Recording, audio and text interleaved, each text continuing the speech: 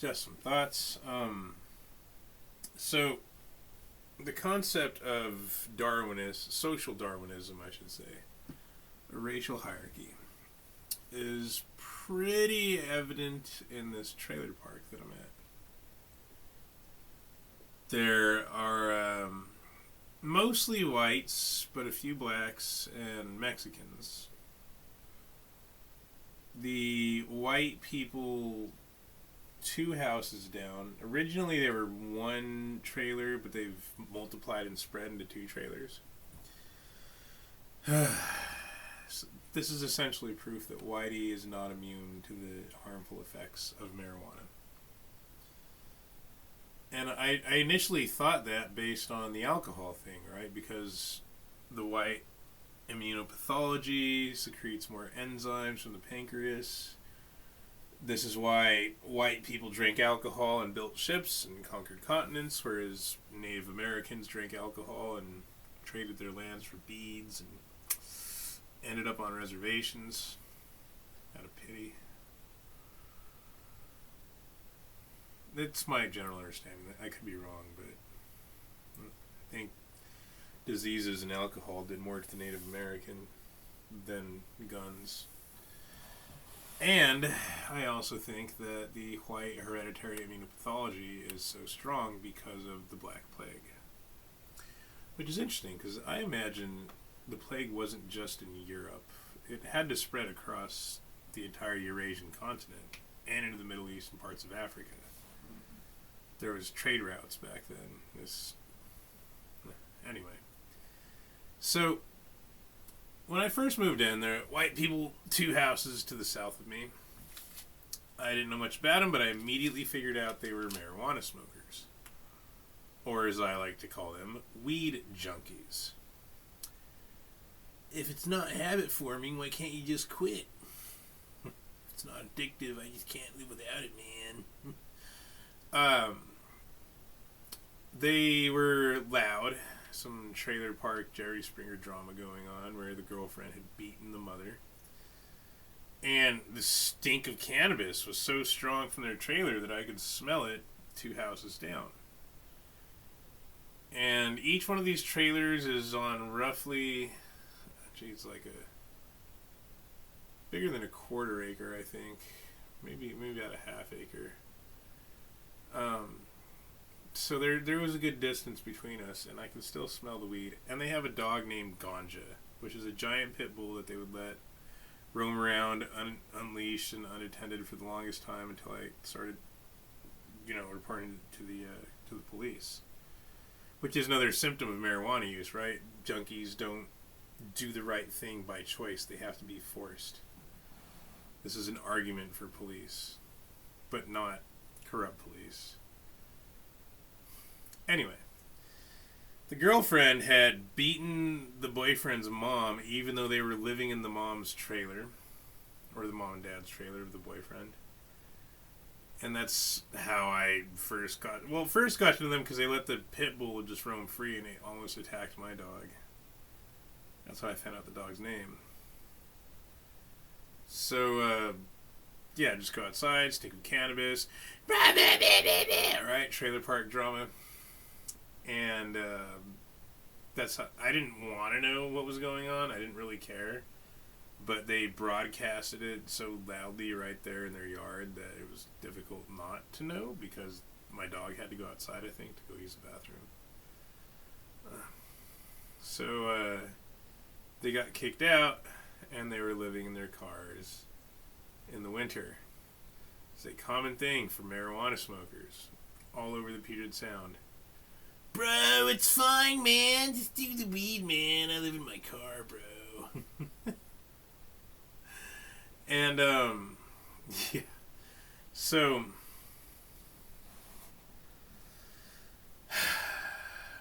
they lived for 7 months in their cars through the whole winter and into spring.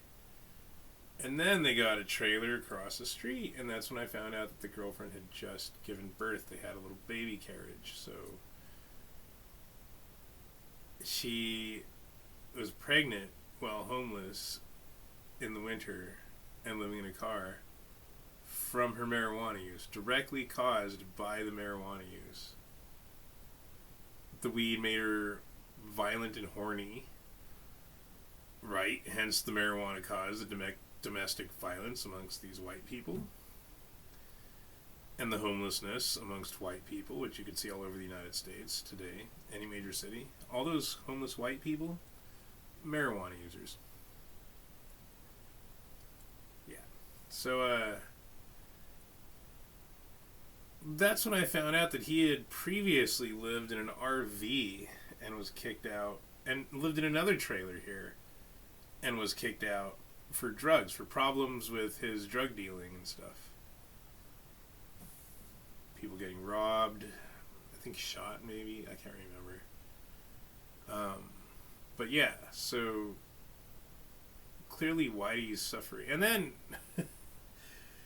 they just had another kid. Which means she's been smoking cannabis her entire fucking pregnancy like a moron. If white people are supposed to be genetically superior, how can they be that stupid? Is it that Whitey just can't live without his drugs and his booze? Is that it? It's nuts. And then I saw a clip on social engineering through social media. 9gag is really terrible. You can call it the deep state or whatever, but it's clearly weaponized social media against the moral fabric and just general cohesive, structure of the United States as it once was. So it pushes marijuana. And there was a clip from some movie, 10, 20 years ago now maybe, with Will Ferrell and that other guy, and I think Don Cheadle was in it, and it was like Dewey was the character's name with the frizzy hair, and he saw them smoking marijuana. And so there's like layers of propaganda. Russia has an anti-marijuana propaganda law. So how is it the United States during marijuana prohibition didn't have a law against pushing marijuana in Hollywood movies or records or just culture in general. If Russia was smart enough to figure that out, why couldn't America figure that out? Because people are programmed like morons. At least Americans are. Yeah, right. You believe what the movies tell you, and now the YouTube. Yeah.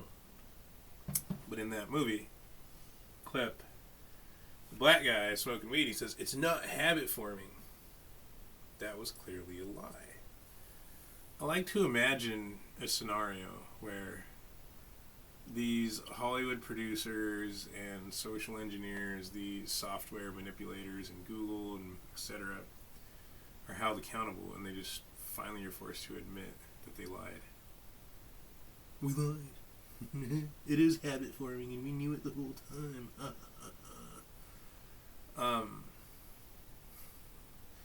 That's pretty much it, right? And so,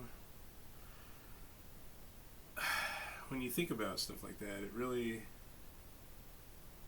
I just find it insane how it was so effective, right? It actually worked. That's nuts. That is nuts to me.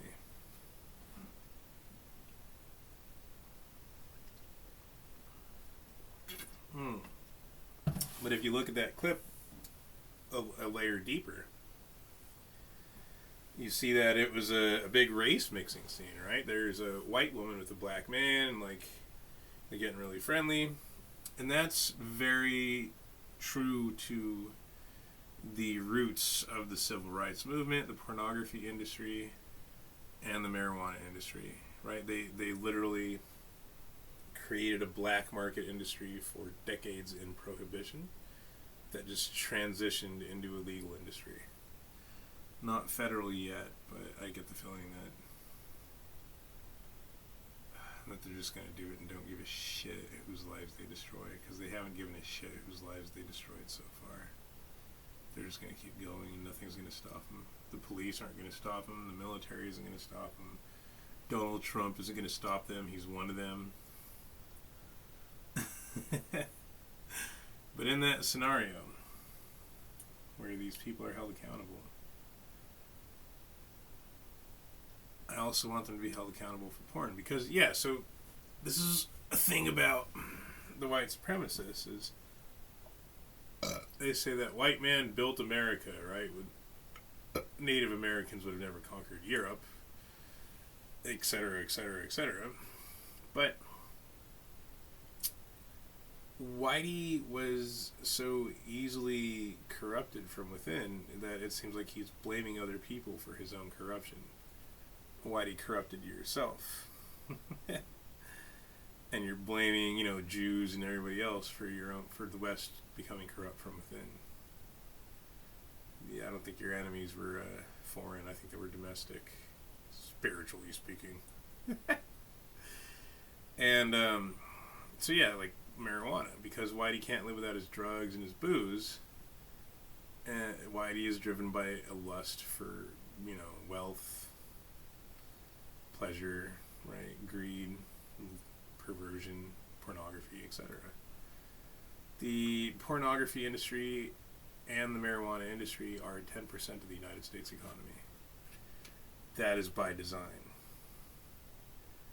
I recall I first noticed Google was rigging search results for social engineering in 2016 with the first Trump election. It's funny because I lived on Vashon in 2009, 2010, and a Vashonite, a white liberal named Scott Hedstrom, worked for Google in Seattle, and he told me that he rigs the search results because he doesn't believe that any country should have borders at all. That's what he said. Yet another white liberal who grew up nowhere near the border is telling me, the brown guy who grew up at the border at New Mexico, that I'm wrong and he's right. And this is a very common thing. I get white liberals from like Wisconsin and stuff telling me like they know more than me about where I grew up, even though they've never been there. They just saw Netflix specials and Google things. Anyway, I would debate on Facebook, and I would Google something about the origin of gender, the word, right, the epistemology. And the root word of gender is gen, the Latin translation of the Greek word genos, which means to bear children.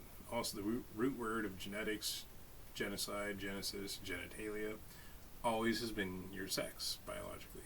Never been a social construct. Some feminists in the 1950s just made up the term and idiots went along with it. So, because that was such an effective argument on social media, and I was popular on social media at that time, all of a sudden the Google results changed overnight. In, I think it was like 2017, 2018, when I started finally figuring out that marijuana was setting off my schizophrenia, and I wanted to get away from it, I would search into Google, where can I go to get away from marijuana? And the results were, here's where to go to get marijuana. So it was literally redirecting me towards the marijuana, even though I was trying to get away from it. That was by design. And these people will never be held accountable. They will never. Anyway. And when I would Google marijuana activates and exacerbates schizophrenia in 2018, I would get results that said it did. And this started changing the minds of people who would support legalization. So the results yet again changed overnight to where marijuana advocacy websites would come up as the search results for those search words. We were saying, no, we just don't know for sure. And these were not .org or .gov websites. These were .com websites as the top 20 search results. So that way they would block out the truth about marijuana causing, schizophrenia and psychosis of other forms. YouTube's complicit, part of that. Facebook, you name it, any major social media company. It's fucking insane how corrupt things are right now. This makes me question, what if my occasional desires for suicide aren't always schizophrenia? What if it's legitimate? What if it makes sense that because marijuana causes me so much suffering, but humanity is so corrupt and fucked up and selfish, etc., that they just cannot live without a drug they claim isn't addictive, without caring the slightest in the harms they're causing themselves or others? What if death is the only way to escape weed is the feasible option? Of course, I'm going to fight that. I'm not going to just succumb to such weakness, but it's insane to me that